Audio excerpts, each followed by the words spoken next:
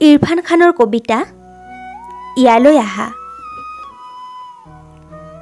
তুমি তাত কিয় আছা, য'ত আছা? ইয়ালৈ আহা, ভাৱনাৰ সীমনা ঋতু পাৰে। পোহৰ অধীন নহয় চন্দ্ৰ অথবা সূৰ্যৰ, ছায়াৰ বাবে দৰকাৰ নাই গছ অথবা ডাৱৰৰ। সময়ে নিজৰ ছন্দ হেৰুৱাই, জীৱন সঁচাকৈ ইয়াতে ৰয়।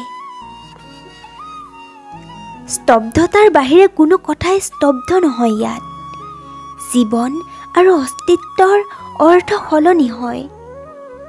সোঁৱৰণ মন মগজুত আছে আৰু কুঁৱলী উৰি আছে, নিচাৰ পিয়লা আত্মাৰ শিৰে শিৰে বিয়পি আছে।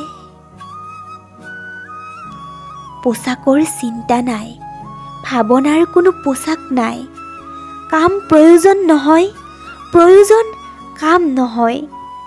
হেঁপাহবোৰৰ কান্ধত শালীনতাৰ বোজাও নাই ইয়াত। অনুৰাগ আৰু প্ৰশান্তিৰ মাজত কোনো প্ৰভেদ নাই।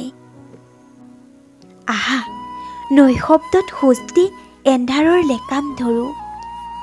মহাশূন্যৰ পৰা ঠিকনা বিচাৰি সঠিকৰ কিছু আগত, সত্যৰ কাষত, উপলব্ধিৰ পাৰত, জীৱনৰ আলিকেঁকুৰিত শেষ ঘৰ মোৰ।